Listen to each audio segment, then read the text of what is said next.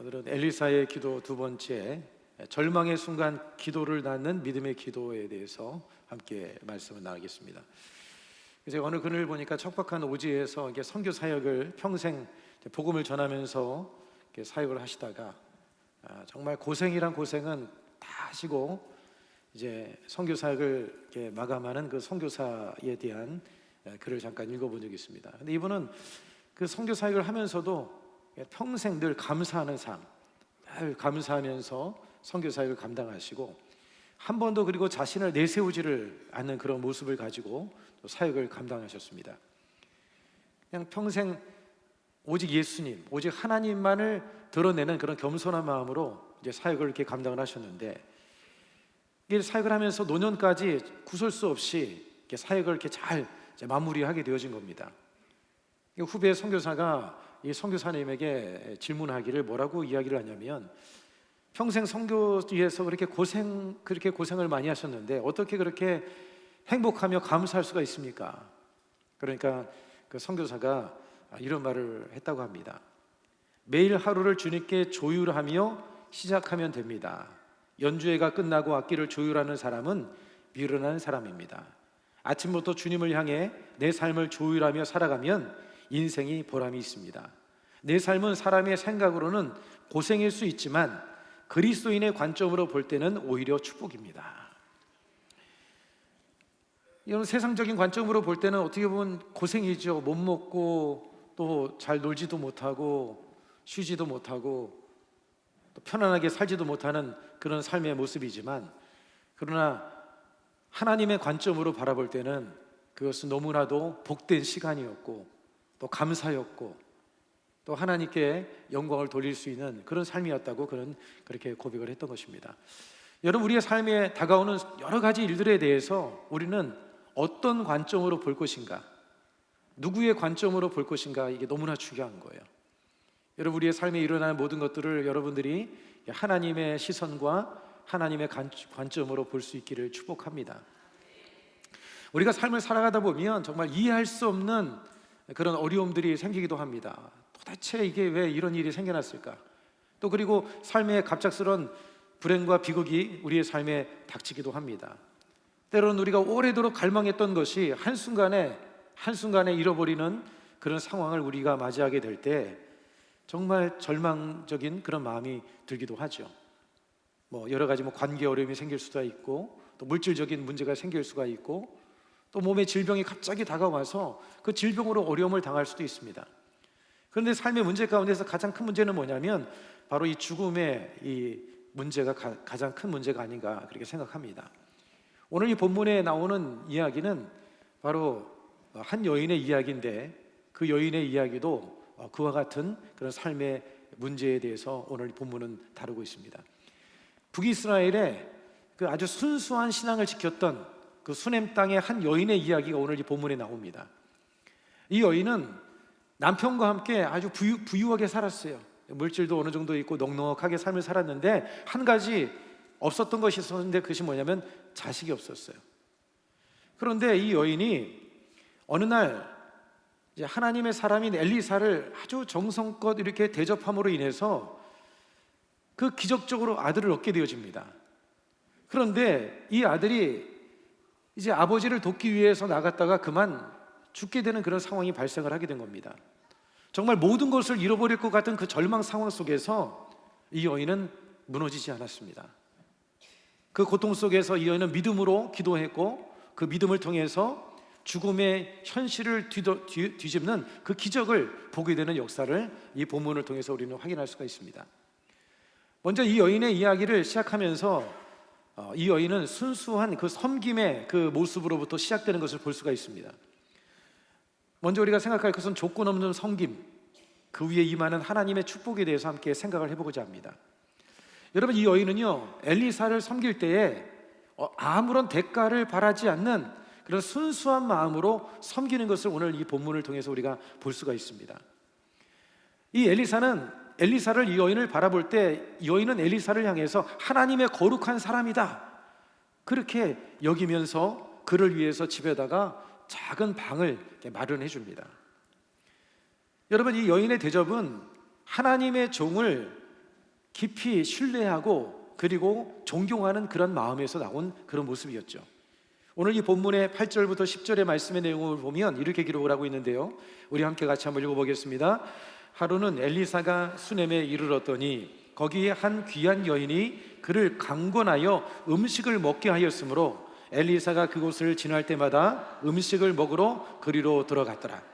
여인이 그의 남편에게 이르되 항상 우리를 지나가는 이 사람은 하나님의 거룩한 사람인 줄을 내가 아노니 청하건대 우리가 그를 위하여 작은 방을 담 위에 만들고 침상과 책상과 의자와 촛대를 두사이다. 그가 우리에게 이르면 거기에 머물리다 하였더라. 여기 보면 귀한 여인이라고 이렇게 표현을 하고 있는데 그 히브리 원어를 보니까 하가돌라라고 하는 단어를 사용합니다. 하가돌라. 이 의미는 뭐냐면 위대한 여인, 위대한 여인이라는 의미를 가지고 있어요. 여러분, 이 여인의 위대함은 물질이 아니었어요. 부유함이 아니었습니다. 자기가 가지고 있는 집이나 권세가 아니었어요. 이 여인의 위대함은 무엇인가 하면 바로 하나님의 사람을 알아볼 수 있는 영적인 그러한 분별력을 가지고 있었다는 것이고, 그 다음에 아무런 대가를 바라지 않는 순수한 섬김의 모습이 이 여인의 위대함이라고 할 수가 있는 것입니다. 여러분, 신앙인의 위대함이 무엇입니까? 바로 영적인 분별력인 줄로 믿습니다. 여러분, 이런 영적인 분별력과 그 다음에 이런 영적인 안목을 가질 수 있는 것은 어떤 사람이 가질 수가 있을까요? 여러분, 그것은 하나님과의 깊은 교제를 이루고 기도하는 사람만이, 하나님의 말씀을 가까이 하는 사람만이 그것을 얻을 수가 있는 거예요. 하나님의 그 마음을 말씀을 통해서, 하나님과의 교제를 통해서 하나님의 은혜를 입을 사람은 또한 어떤 모습으로 나타나느냐? 이 여인처럼 정말 어떤 대가를 바라지 않는 순수한 마음으로 이렇게 섬기는 그러한 모습으로 나타난다고 하는 것입니다. 오늘 여러분의 삶에 있어서 자랑할 것이 무엇이 있습니까? 위대함이라고 할 수 있는 것이 무엇이 있겠습니까? 여러분, 그것은 여러분이 가지고 있는 학벌이 아닙니다. 여러분이 가지고 있는 재산이 아니고 성공이 아니라 영적인 안목이 중요한 줄로 믿습니다. 그리고 누군가를 정말 대가 없이 아무런 어떤 그런 다시금 그것을 받고자 하는 마음이 아니라 순수하게 섬기는 그런 마음이 그 사람의 위대함이라고 할 수가 있는 것이죠. 오늘 여러분이 본문의 말씀에 보면 사실 여러분, 이 당시 이스라엘 사회는요, 우상 숭배로 쩌들어 있는 시대였습니다. 우상 숭배로 쩌들어 있으니까, 그러니까 하나님의 종에 대해서, 하나님의 선지자에 대해서 무시하는 게 그냥 다반사였습니다. 그리고 오히려 조롱하는 그런 시대를 살고 있었어요. 당시의 선지자들은요, 유랑 생활을 하고 있었습니다. 그런데 이런 유랑 생활을 하고 사회적으로도 무시하고 조롱하는 그 시대 속에서 이 여인은 이 엘리사를 영적으로 바라보는 그런 안목을 가지고 있었고, 그래서 그를 위해서 자그마한 방을 준비해 주는 겁니다. 침상을 준비해 주고, 그리고 책상을 준비해 주고, 그 다음에 의자를 준비해 주고, 촛대를 준비해 줍니다. 여러분, 이 여인의 모습을 보면 아주 세심하게 그리고 겸손하게 자신을 드러내지 않으면서 섬기는, 그 엘리사를 불편하지 않도록 섬겨주는 그런 모습을 볼 수가 있는 거예요. 여러분, 하나님의 종을 귀하게 여기는, 지도자를 귀하게 여기는 그 마음이 이 여인의 모습 속에서 우리가 볼 수가 있는 것이죠. 여러분, 우리가 섬기더라도 이렇게 소리 없이 섬기는 것이 좋습니다. 어떤 분들은 섬기면서도 자랑을 하고 다니는 분들이 있어요. 아, 내가 이렇게 했다, 내가 이렇게 했다. 이런 분들은 사실 섬김을 받아도 사실 조금 신경이 많이 쓰입니다. 그렇지만 섬기더라도 자기가 한 것을 전혀 내색하지 않고 자기를 감추고 겸손히 섬기는 분들은 그 섬김을 받아도 아주 마음이 너무나 편한 거예요. 오늘 저와 여러분들이 그런 마음으로 우리가 하나님을 섬기고 또 교회를 섬기고 누군가를 이렇게 섬겨나갈 수 있는 그런 삶이 되어지기를 축복을 드리겠습니다. 여러분, 예수님께서 마태복음 10장 41절의 말씀에 보면 이렇게 말씀합니다. 선자의 이름으로 선자를 영접하는 자는 선자의 상을 받을 것이요, 의인의 이름으로 의인을 대접하는 자는 의인의 상을 받을 것이요. 할렐루야. 여러분들이 무심코 섬기는 그 섬김이 여러분이 상상할 수 없는 놀라운 축복의 통로가 될 수 있음을 여러분들이 잊지 마시기를 바랍니다. 여러분들이 순수하게 섬겼던 그 섬김이 여러분이 생각하지 못했던 하나님의 축복을 불러올 수 있는 그런 기회가 된다는 것을 기억하시고, 여러분들이 여인처럼 그렇게 대가를 바라지 않는 그런 마음을 가지고 정말 순수한 마음으로 섬겨나갈 수 있는 그런 삶이 되기를 간절히 소망합니다. 오늘 여러분, 이 그녀의 섬김을 받았던 이 엘리사, 감동을 입고는요, 하나님께서 그의 종에게 감동을 주셨겠죠. 그래서 그 입술을 통해서 그 여인에게 놀라운 축복을 말씀합니다. 한 해가 지나면 이때 내가 아들을 안을 것이다. 오랫동안 자식이 없었기 때문에 이 여인은 이미 포기하고 있었어요. 이제 나는 끝났다. 이제 더 이상 자녀를 얻을 수 없는 사람이야. 이미 포기를 하고 있던 그런 상태였는데, 여러분, 이 약속은요, 믿기 어려운 약속이었습니다. 도무지 이게 진짜일까? 믿을 수 없는 그런 약속이었어요. 그런데 어떻게 됐습니까? 하나님의 말씀대로 그녀에게 아들이 생긴 것이죠. 여러분, 우리가 이렇게 하나님을 섬기다 보면 우리가 생각지 못한 하나님의 은혜가 있을 수 있음을 여러분들이 기억하시길 바랍니다. 여러분, 이 여인의 섬김의 특징은요, 아무 기대를 바라지 않는 섬김이었고, 그리고 뭔가 그 섬김을 통해서 자신의 부족함을 채우고 축복을 받기 위해서, 뭔가 대우를 받기 위해서 그런 섬김이 아니었다는 거예요. 오늘 여러분, 간혹 보면 그런 분들을, 전에 제가 섬겼던 교회도 보면 그런 분들을 볼 때가 있습니다. 야, 내가 이렇게 했는데, 내가 이렇게 섬겼는데 나를 이렇게 대우해? 내가 나를 이렇게 거절을 해? 내가 섬긴 게 어떻게, 얼마나 섬겼는데 이럴 수가 있어? 이럴 수가 있습니다. 이럴 수가 있느냐고 하면서 막 분개하면서 막 시험 들고 막 그냥 힘들어하는 분들이 계셔요. 여기 계신 분들은 한 사람도 그런 분이 없는 것 같아요. 여러분, 기대하지 마십시오. 하나님께 기대하십시오. 하나님께 받을 것을 바라보시고, 섬기고 나면 그냥 싹 그냥 잊어버리고 그냥 나팔 불지 말고, 할렐루야, 자랑하지 말고. 왜 대답이 없습니까? 한번 따라서 하겠습니다. 섬기고 나팔 불지 말고 자랑하지 말자. 그러면요, 이게 상급이 하늘로 막 올라가다 다시 떨어지는 거예요. 할렐루야. 나팔 불면은 상급이 다 사라지는 거예요. 사람 앞에 이미 다 인정받고 박수 받았으니까 하나님 앞에 가서 인정받을 게 없는 거예요. 그래서 섬기고 나서는 그냥 딱 입을 씻고, 누가 섬겼다 그러면 아닙니다, 잘못 들으셨습니다. 아닙니다. 주님이 하신 일입니다. 주님이 하신 일입니다. 우리 생명도 주님 것이고 우리 몸도 주님 것이고 다 주님이 맡겨주셨으니 주님이 하셨습니다. 이렇게 하는 것이 여러분 신상의 좋은 줄로 믿습니다. 여러분, 어린 왕자의 저자인 생텍쥐페리가 이런 말을 했는데, 진정한 사랑은 아무것도 바라지 않을 때 시작된다. 우리 같이 한번 읽겠습니다. 시작. 진정한 사랑은 아무것도 바라지 않을 때 시작된다. 내가 섬기던 어느 그 교회에 장로님 한 분이 계시는데, 이분이 치과 의사입니다. 아주 서울대 교수도 나가시고 치과병도 자기가 직접 운영하고 계시는데, 그런데 이 어려운 분들을 위해서 조용히 힘든 분들을 불러다가 치아를 치료해 주시고 내색을 전혀 하지도 않고, 그리고 간혹 또 선교에 나가셔서 무료로 섬기고 오시는데 전혀 내색을 아주 자랑하지 않는 거예요. 참 제가 봐도 주의 종이긴 하지만 그냥 너무나 존경이 가는 거예요. 마음의 경례가 되어질 정도로 참으로 너무나 참 그분에 대해서 제가 오늘 이 말씀을 준비하면서 생각이 났습니다. 여러분, 하나님을 섬기던, 교회를 섬기던, 누군가를 섬기던 이런 마음으로 섬길 수 있는 저와 여러분이 되기를 간절히 소망합니다. 여러분, 예수님께서 마태복음 25장 40절에 이렇게 말씀하셨는데, 우리 말씀을 같이 한번 읽겠습니다. 임금이 대답하여 이르시되 내가 진실로 너희에게 이르노니 너희가 여기 내 형제 중에 지극히 작은 자 하나에게 한 것이 곧 내게 한 것이니라. 할렐루야. 네, 지극히 작은 자에게 여러분들이 소리 없이 섬긴 것이 누구에게 한 것이라고요? 하나님께 한 것이에요. 그럼 누가 갚아주실까요? 하나님이 갚아주신다는 거예요. 히브리서 13장 2절은 이렇게 말씀합니다. 손님 대접하기를 잊지 말라. 이로써 부지 중에 천사를 대접한 이들이 있었느니라. 여러분, 이 여인은요, 그렇게 엘리사, 하나님의 종을 잘 이렇게 섬김을 통해서 그 오랜 기다림 끝에 귀한 아들을 얻었습니다. 여러분, 얼마나 기뻤겠습니까? 그죠? 이미 자기도 포기한 거예요. 이제 의학적으로 될 수 없는 상황을 본인도 알고 있기 때문에 이제 더 이상 안 된다는 생각을 가지고 있었는데 아들을 얻었으니 얼마나 기뻤겠습니까? 기뻐 뛸 만한 그런 기쁨이었습니다. 그런데 이 아들이 밭에 나가서 갑자기 죽고 만 겁니다.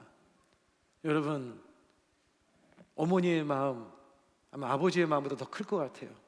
아마 가슴이 찢어지는 아픔이었을 것 같고, 아마 이루 말할 수 없는 고통과 정말 깊은 절망이 그의 마음속에 있었을 것입니다.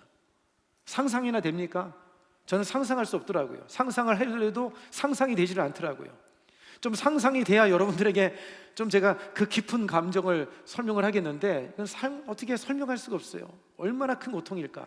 아마 가슴이 찢어지는 그런 고통이었을 거예요.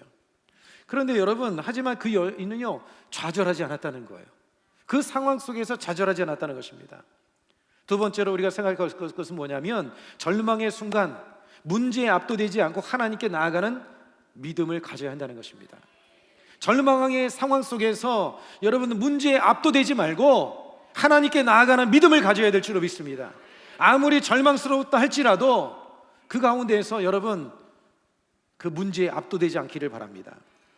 여러분, 이 여인을 보세요. 아들이 죽었다는 그 상황에 어떻게 합니까? 아들의 시신을 엘리사를 위해서 만들어 놓은 방에 눕혀놓고는, 그리고는 곧바로 엘리사가 있는 갈멜산으로 달려갑니다. 갈멜산으로 달려갑니다. 본문 21절부터 22절 같이 한번 읽겠습니다. 그의 어머니가 올라가서 아들을 하나님의 사람의 침상 위에 두고 문을 닫고 나와 그 남편을 불러 이르되, 청하건대 사환 한 명과 나귀 한 마리를 내게로 보내소서.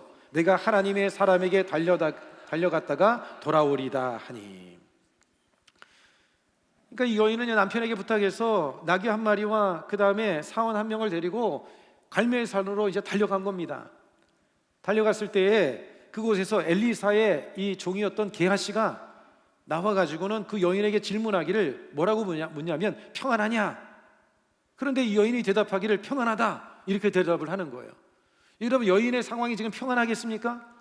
아마도 가슴이 두근두근하고 막 마음이 조급하고 급하고 아마 두렵고 떨리고 막 뭐라 설명할 수 없는 그런 마음이지 않겠습니까? 그런데 게하시가 평안하냐 이렇게 묻는데 이 여인이 대답하기를 평안하다, 그렇게 대답을 하는 거예요. 여러분, 25절 26절 같이 한번 읽겠습니다. 드디어 갈멜산으로 가서 하나님의 사람에게로 나아가니라. 하나님의 사람이 멀리서 그를 보고 자기 사환 게하시에게 이르되, 저기 수넴 여인이 있도다. 너는 달려가서 그를 맞아 이르기를, 너는 평안하냐? 내 남편이 평안하냐? 아이가 평안하냐? 하라 하였더니 여인이 대답하되 평안하다, 평안하다. 평안할 수 없는, 절대적으로 평안할 수 없는 상황인데 이 여인은 지금 평안하다고 말하고 있는 거예요. 평안하다. 여러분, 평안하다는 이것은요, 현실을 이 여인이 거짓말하는 그런 것 상황이 아니라 이것은 믿음의 고백인 거예요. 믿음의 고백. 여러분, 평안이라고 하는 것은 샬롬입니다. 샬롬. 샬롬의 의미의 뜻은 뭐냐면 온전함, 완전한 회복, 완전한 조화, 이런 뜻을 가지고 있는 거예요. 이 여인은요, 아들이 죽었지만 죽음이라는 그 절망의 현실을 뛰어넘어서 하나님께서 온전하게 하여 주시고 회복시킬 것을 믿는 믿음으로 평안하다고 믿음을 선포한 거예요. 여러분, 우리는 믿음의 선포를 해야 될 줄 믿습니다. 아무리 절망적인 상황일지라도 그 상황 속에서 하나님이 좋게 해주실 것이다, 하나님이 평안하게 해주실 것이다. 여러분, 믿음으로 말하세요. 믿음으로. 이성으로 안 되고 감정적으로 안 되지만 믿음으로 선포를 하는 거예요. 믿음으로.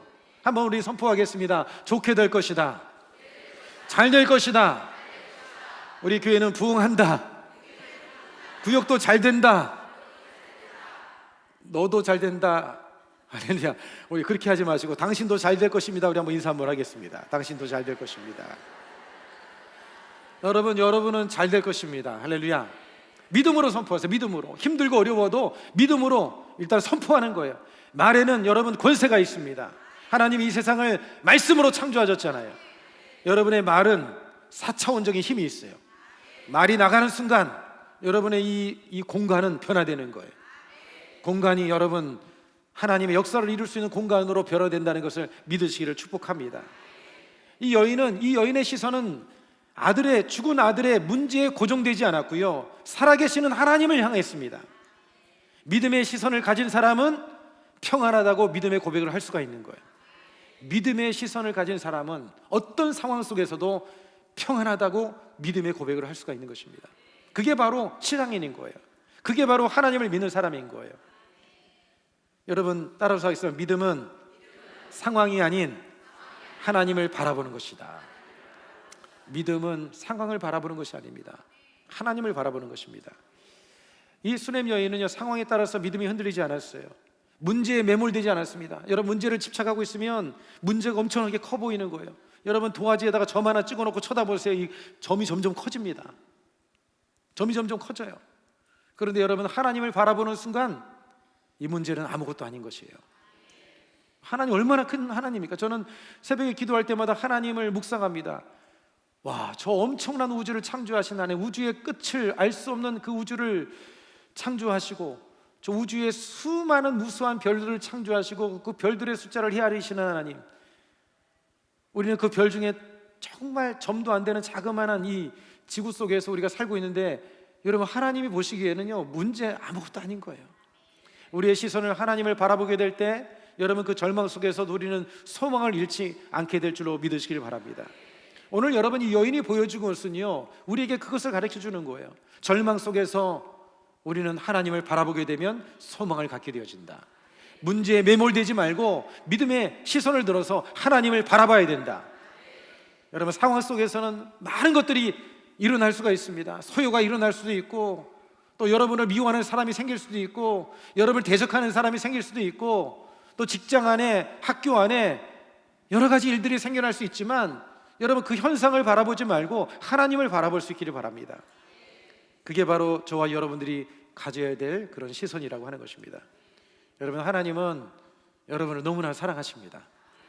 한번 가슴에 한번 손을 얹으세요. 하나님은, 다 같이 한번 손을 얹겠습니다. 하나님은 나를 너무나 사랑하십니다. 로마서 8장 28절에 우리가 알거니와 하나님을 사랑한 자 곧 그의 뜻대로 부르심을 입은 자들에게는 모든 것이 합력하여 선을 이루느니라. 여러분 하나님을 사랑하는 자, 모든 것이 합력하여 선을 이루시는 분. 지금 여러분 빨리 가지 않는다고 해서 그게 뒤처지는 것이 아니에요. 다 하나님의 타이밍이 있어요. 저 사람은 빨리 가고 나는 늦게 가는데 나는 뒤처지는 것이 아닌가? 나는 지금 멈춰 있는데, 여러분 그 가운데서 하나님과 교제하시기 바랍니다. 하나님의 그 계획하심이 있는 거예요. 그 상황 속에서 하나님을 바라보면서 믿음으로 기도하고 주님과 한 걸음씩 걸어 나갈 수 있는 그런 삶이 되기를 축복합니다. 2차 세계대전 당시에 유대인을 숨겨줬다가 나치 강제소에 수용을 당했던 코리 텐 붐, 여러분 들어보셨죠? 가족들을 잃고 끔찍한 그 고통을 겪었던 그 여인입니다. 그 여인이 썼던 은신처라고 하는 그 책 속에 보면 그 언니에 대한 이야기가 나오는데, 그 언니가 베시가 수용소에서 죽었습니다. 죽게 된 이유가 뭐냐면 영양실조와 열악한 환경 속에 이렇게 죽게 된 것인데, 그런데 그 언니가 죽으면서 뭐라고 얘기를 했냐면, 주님 모든 것에 감사합니다. 죽으면서 그 열악한 상황 속에서 여러분 배고파서 굶주리고 영양실조에 걸려서 죽어가면서 주님께 감사합니다 하고 고백을 했다는 거예요. 근데 이 상황 속에서 이 코리 텐 붐은 이해할 수 없었답니다. 그런데 나중에 가서 그 사실을, 언니가 그렇게 고백한 그 의미를 자기가 깨닫게 되었는데, 그는 그것에 대해서 이렇게 말했습니다. 하나님께서 모든 것을 통제하고 계신다. 하나님께서 모든 것을 통제하고 계신다. 나중에 가서 시간이 지나고 나서야 그 사실을 이 코리 텐 붐은 깨달았다는 것이죠. 여러분 하나님께서는 이 세상의 모든 것들을 다 통제하고 계셔요. 다 주관하고 계셔요. 하나님은 다 보고 계셔요. 여러분이 아파하고, 여러분이 힘들어하고, 여러분이 어려워하는 것, 여러분이 지금 어떤 상황에 있는 것, 주님이 다 알고 계시는 거예요. 그 상황 속에서 우리 어떻게 해야 되느냐? 문제 속에 막 파묻혀가 절망하고 낙심할 것이 아니라 하나님의 뜻이 있다, 하나님에 대한 신뢰와 믿음을 가지고 주님을 바라보면서 기도하며 나갈 수 있는 저와 여러분이 되기를 간절히 소망합니다. 오늘 이 본문에 보면 이 수넴 여인은요 엘리사의 발을 안으면서 그리고 아들의 상황을 말합니다. 그러자 이 엘리사는 게하시에게 지팡이를 맡기면서 그 지팡이를 들고 가서 그 아들에게 그것을 놓으라고, 이렇게 얼굴에 놓으라고 명령을 하죠. 그런데 이 여인은 어떻게 합니까? 여인은 내가 당신을 떠나지 아니하리이다, 내가 당신을 떠나지 않겠다 하면서 붙듭니다. 오늘 여러분 본문 29절로 30절의 말씀의 내용인데요, 우리 같이 한번 읽어보겠습니다. 시작. 엘리사가 게하시아에게 이르되 내 허리를 묶고 내 지팡이를 손에 들고 가라. 사람을 만나거든 인사하지 말며 사람이 내게 인사할지라도 대답하지 말고 내 지팡이를 그 아이 얼굴에 놓으라 하는지라. 아이의 어머니가 이르되 야훼께서 살아계심과 당신의 영혼이 살아계심을 두고 맹세하노니 내가 당신을 떠나지 아니하리이다. 엘리사가 이에 일어나 여인을 따라가니라. 당신이 가지 않으면 내가 가지 않겠습니다. 그냥 단순하게 떼쓰는 것이 아니에요. 이것은요, 절대적인 믿음을 말하는 거예요. 오직 당신을 통해서 아들을 살릴 수가 있습니다. 하나님을 의지하는 마음을 가지고 절대적인 믿음을 가지고 끈질기게 여러분 부르짖는 그런 모습인 것입니다. 여러분, 포기하지 않는 믿음에 어떻게 합니까? 이 엘리사가 따라 나서는 것이죠. 여러분, 우리가 주님 앞에 기도할 때 이런 믿음으로 기도해야 될 줄로 믿습니다. 그래서 세 번째로 포기하지 않는 부르짖음, 기적을 낳는 생명의 기도라는 것입니다. 여러분들이 포기하지 않고 부르짖어 기도할 때 기적을 낳는 생명의 역사가 일어나게 되어지는 거예요. 여러분, 성경은 우리에게 포기하지 말고 기도하라는 말씀이 많이 나옵니다. 오늘 이 여인은 끈질기게 그 엘리사의 발을 붙잡고 당신이 나와 함께 하지 않으면 내가 가지 않겠다, 끈질기게 붙들고 간구했습니다. 그러자 엘리사가 그를 따라 나섰던 것이죠. 여러분의 삶에 있어서 어떤 죽음의 그런 상황의 영역들이 있지 않습니까? 마음이 무너져 있는 상황이 있고, 또 우리가 지난번에 살펴봤던 것처럼 에스겔의 그 마른 뼈같이 심령이 냉랭하게 되어져 있어서 도무지 이 영적으로 마음을 깨울 수 없는 그런 마음에 놓여 있는 분들도 있을 것이고, 어떤 관계가 깨어져 있는 그런 가운데 죽음의 상황에 놓여 있는 그런 상황에 있는 분들도 아마 있을 것입니다. 여러분, 그런 상황 속에서 우리는 포기하지 않고 인내로서 주님 앞에 기도해야 될 줄로 믿습니다.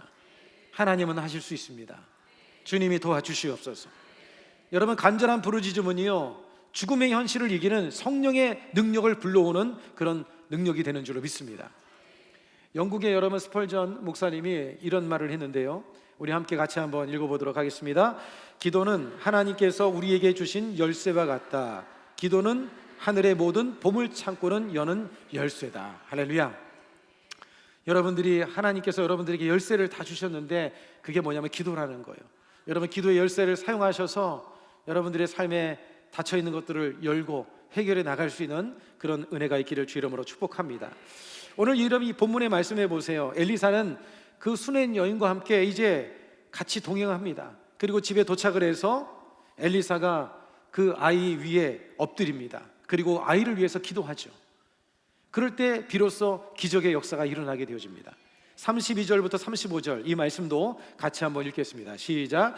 엘리사가 집에 들어가 보니 아이가 죽었는데 자기의 침상에 눕혔는지라. 들어가서는 문을 닫으니 두 사람뿐이라. 엘리사가 야훼께 기도하고 아이 위에 올라 엎드려 자기 입을 그의 입에, 자기 눈을 그의 눈에, 자기 손을 그의 손에 대고 그의 몸에 엎드리니 아이의 살이 차차 따뜻하더라. 엘리사가 내려서 집 안에서 한 번 이리저리 다니고 다시 아이 위에 올라 엎드리니 아이가 7번 재치기하고 눈을 뜨는지라. 할렐루야. 여러분, 끈질긴 기도가 엘리사를 움직이게 만든 거예요. 끈질긴 기도를 하면 하나님이 역사해 주시는 거예요. 여러분, 하나님께서 우리가 그냥 그렇게 꼭 하나님께 끈질기 해야지만이 주님께서 들어주시는 그런 분이 아니시지만, 그런데 왜 그렇게 하시느냐? 여러분, 마귀가 가로막고 있기 때문에 그러는 거예요. 그리고 하나님께서 우리에게 간절한 기도에 응답해 주기를 원하시는 것은 뭐냐면, 우리가 하나님 앞에 그냥 하나님 이거 해 주십시오, 그냥 한마디에서 들어준다. 여러분, 그러면 우리는 하나님에 대해서 심부름꾼 정도로 생각할 것입니다. 그런데 하나님께서 우리가 간절한 기도를 통해서 하나님을 향한 이 마음을 우리가 잃어버리지 아니하고 하나님과의 관계를 계속해서 유지하기를 주님 원하고 계시는 거예요. 주님 앞에 믿음으로 끈질기게 기도하고 나가면 여러분, 움직이는 역사가 일어나고 죽었던 것들이 살아나는 역사가 임하게 되는 줄로 믿습니다. 여러분, 엘리사가 이 아이에게 이렇게 올라가서 입을 대고 또 눈을 대고 손을 대고 온몸으로 이렇게 대는 것을 보면 여러분, 입을 댔다고 하는 것은 어떻게 보면 아이를 마치 인공호흡하듯이 자신 안에 있는 하나님의 생명을 그 아이에게 불어넣는 거예요. 그리고 자신의 온몸을 덮어서 그 아이를 위해서 지금 자신의 모든 것을 담아서 그 아이를 위해서 기도하는 거예요. 자신의 모든 것을 담아서 기도하는 거예요. 그냥 대충 기도하는 것이 아닙니다. 눈을 대고 입을 대고 손을 대고 온몸을 덮어서 그 죽은 아이에게 자신의 몸 안에 있는 따뜻한 체온을 그 아이에게 흘려보내듯이 하나님의 생명을 그 아이에게 흘려보내는 거예요. 여러분, 그런 간절한 기도가 있어야 되는 것입니다. 엘리사도 그런 기도를 드렸고 그 여인도 그런 간절한 마음으로 기도했을 때 이 아이가 살아나는 역사가 일어나게 되어진 것입니다. 여러분, 하나님은 살아계신 하나님이십니다. 죽은 자도 살리시는 전능하신 하나님인 줄로 믿습니다. 여러분, 이 아이가 살아난 것은요, 엘리사의 능력이 아니라 그 엘리사의 안에 있는 하나님의 성령의 능력이 그 아이를 살려낸 것이에요. 여러분, 기도할 때 성령이 우리에게 임하시고 성령의 그 능력이 또 여러분을 통해서 다른 사람들에게 전달되어지는 그런 역사가 일어나게 되는 줄로 믿으시길 바랍니다. 여러분, 예수님께서는 요한복음 11장 25절에 이렇게 말씀했죠. 우리 함께 같이 한번 읽겠습니다. 예수께서 이르시되 나는 부활이요 생명이니 나를 믿는 자는 죽어도 살겠고. 여러분, 하나님을 믿는 사람은요, 죽음도 이기는 그런 능력의 믿음을 가지고 승리하며 살아가게 되는 줄로 믿습니다. 여러분, 우리가 삶을 살다 보면 예상치 못한 비극과 또 어려움과 절망을 만날 때가 있습니다. 여러분, 그런 가운데서 우리가 가져야 될 것은 뭐냐면 문제의 현실에 압도되지 말고 평안하다 선포할 수 있는, 그렇게 선포하게 만들 수 있는 하나님께로 달려나가야 된다는 것이에요. 그리고 여러분, 포기하지 않은 믿음을 가지고 끈질기게 주님 앞에 우리가 기도하며 나아갈 때 모든 영역에 하나님께서 생명을 불어넣어 주시고 죽어가는 삶의 모든 영역에 여러분 생명의 기적을 허락해 주실 줄로 믿습니다. 오늘 여러분 마음이 힘들고 또 삶에 어떤 문제가 있습니까? 여러분, 그 가운데서 여러분 평안을 선포하시길 바랍니다. 하나님에 대한 믿음을 가지고 평안을 선포하고, 또 이렇게 평안을 선포할 수 있는 것은 여러분이 하나님 앞에 나아가면 하나님께서 우리에게 그런 믿음을 부어주시는 거예요.